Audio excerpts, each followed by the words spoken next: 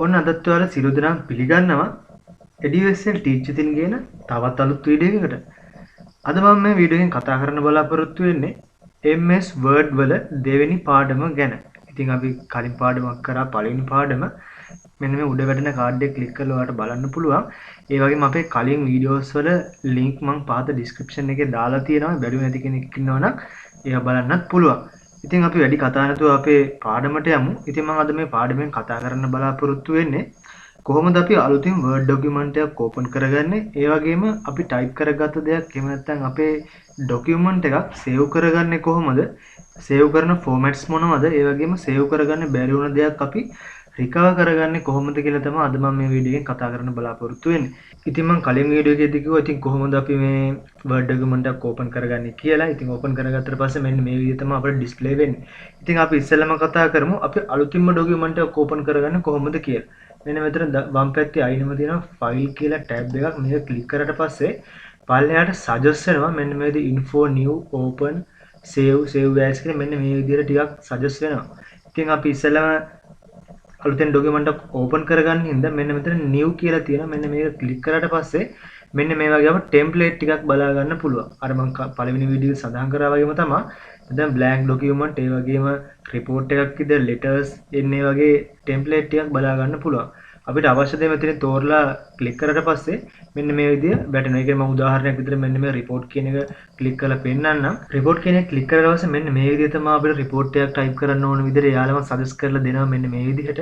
ඉතින් අපිට තියෙන අපිට අවශ්‍ය දේවල් මෙන්න මෙතන click කරලා අපිට අවශ්‍ය දේවල් මෙන්න මේවට type කරගන්න තමයි තියෙන්නේ. ඉතින් අපි දැන් දන්නවා කොහොමද අලුතෙන්ම document එකක් open කරගන්නේ කියලා. ඉතින් අපි බලමු මෙන්න මේ open කරගත්ත document එකක් කොහොමද අපි save කරගන්නේ කියලා. ඒ වගේම තමයි මෙන්න මෙතන තියෙනවා file කියලා. අපි ඉස්සෙල්ලා කලින් ගියපු තැනටම තමයි file වලට ගිහිල්ලා මෙන්න මෙතන තියෙනවා save කියලා බටන් එකකුත් තියෙනවා save as කියලා බටන් එකකුත් තියෙනවා. මෙන්න මේ බටන් දෙක අතර වෙනස්කම් ටිකක් තියෙනවා. ඒ මොනවද කියලා මම පස්සේ පැහැදිලි කරන්නම්. ඉතින් අපි මේ document එක save කරගන්න ඕන හින්දා මෙන්න මෙතන save කියන බටන් එකට click කරමු.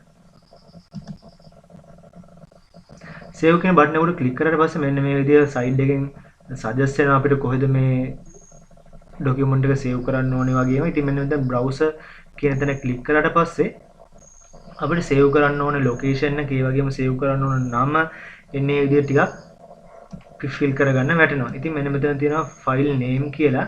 මෙන්න මෙතනට අපි දෙමු report 1 කියලා. ඊට පස්සේ මෙන්න මෙතන save as type කියලා තියෙනවා. මෙන්න මෙතන word document කියලා තමයි වැටලා තියෙන. ඒ වගේම අපිට පුළුවන් මෙන්න මෙතනින් ඕනම එකකින් දෙන්න පුළුවන්. ඉතින් අපි word document එක type කරන හින්දා word document එක save කරගන්න හින්දා අපි word document ම තියෙනවා. සමහරක් වෙලාවට අපිට ඕන නම් PDF විදිහට save කරගන්න පුළුවන්. HTML එකක් විතර web page එකක් වගේ save කරගන්න මෙන්න මෙතනින් අපිට save as type කියන තැනින් අපිට save කරගැනීමේ හැකියාවක් තියෙනවා. ඉතින් මම මෙතන word document එක විදිහට තමයි දෙන්නේ. ඊට පස්සේ මෙන්න මෙතන තියෙනවා අපිට save කියලා. save කියලා දෙන්න කලින් අපිට අවශ්‍ය location එක තෝරගන්න ඕනේ. ඉතින් මෙන්න මේ පැත්තෙන් දෙනවා මම මේක desktop එකට තමයි save කරන්න හදන්නේ. මෙතන desktop කියලා tab එක click කරනවා. ඊට පස්සේ මෙන්න මෙතනින් මම save දෙනවා.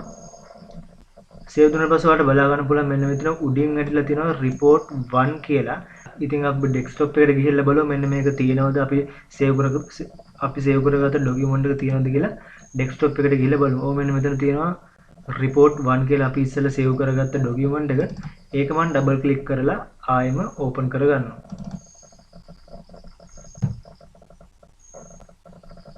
open කරගත්ත පස්සේ අපේ word document එක මේ විදිහට පෙන්නනවා. මම ඉස්සෙල්ලා කිව්වා වගේම මෙන්න මේ විදිහ අපිට අවශ්‍ය report එක මෙන්න විදිහට type වෙලා තියෙනවා. අපිට මෙන්න මෙතනින් heading එන්නේ එහෙම අපිට අවශ්‍ය විදිහට වෙනස් කරගන්න හැකියාවකුත් තියෙනවා.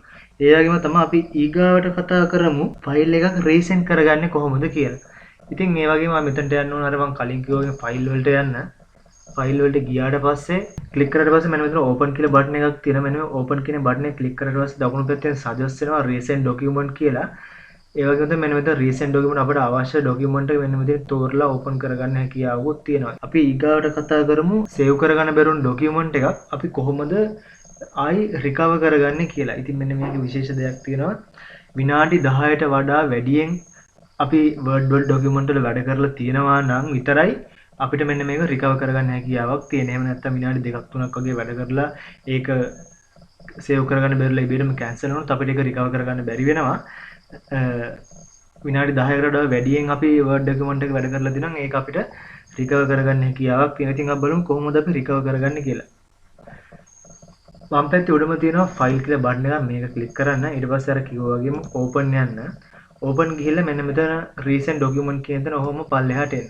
පල්ලෙහාට ආවට පස්සේ මෙන්න මෙතන තියෙනවා recover unsaved document කියලා. මේක ක්ලික් කරාට පස්සේ අපිට ගන්න පුළුවන් මෙන්න මෙතන සේව් කරගන්න බැරි වෙච්ච දේවල් මෙන්න මෙතන අපිට සජස් වෙලා පෙන්නනවා. ඉතින් අපිට ඒක ක්ලික් කරලත් අපිට ඒ විදිහ අපිට රිකවර් කරගන්න හැකියාවක් තියෙනවා. ඉතින් මම පළවෙනි වීඩියෝවේදී කිව්වා වගේ මම මේ වීඩියෝ සීරීස් එක අරන් ඉන්නේ මුලින් ඉඳන්ම තමයි. ඉතින් සමහරක් වෙලාවට මේ දේවල් ගොඩක් දෙනෙක් දන්නවා.